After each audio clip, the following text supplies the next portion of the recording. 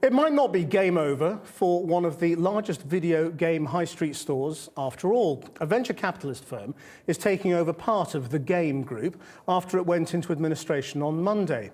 Op Capita, which recently bought electrical goods retailer Comet, has confirmed it's buying the UK part of the games chain, keeping open 333 shops and saving 3,000 jobs. Jane Deeth's been looking at the route ahead for the troubled retailer. Game is under threat, wounded by an £85 million debt. In the dangerous land called administration, it is weak and close to extinction. But will Op Capita be its saviour, rearming Game for the fight for survival in the hostile retail world? Game seemingly grew too fast, and after a bad Christmas, suppliers of new releases like Mass Effect 3 and Street Fighter X Tekken started pulling out. 277 stores closed.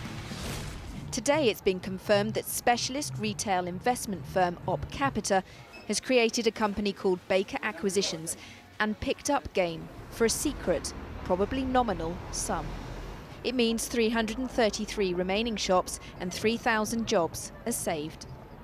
But there will be many challenges on the road ahead. The internet poses a double threat. First, from online retailers like Amazon and Play.com, but also sites like Steam and the PlayStation Network, where you can download games and play other people on the internet. Last year, 80% of new UK developers were creating games for online or mobile phones. Often the developers of games create very interesting challenges that feel very satisfying to overcome. I think the joy inherent in competing and winning against a real human opponent is something that, as so far anyway, technology cannot simulate. And it is something that produces not just adrenaline, but an active degree of obsession, desire to come back that is very hard to recreate artificially and is a genuine draw for online games.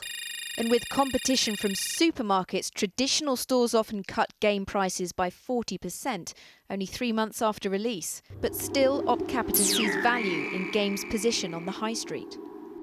Although the games industry is moving towards digital distribution and online sales, nonetheless, many consumers still do buy physical products.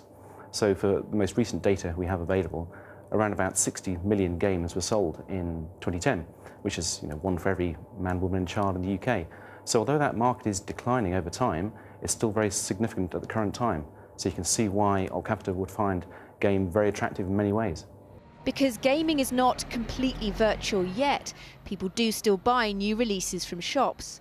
But Game will have to catch up with the world of downloads if it wants to keep playing this big money game.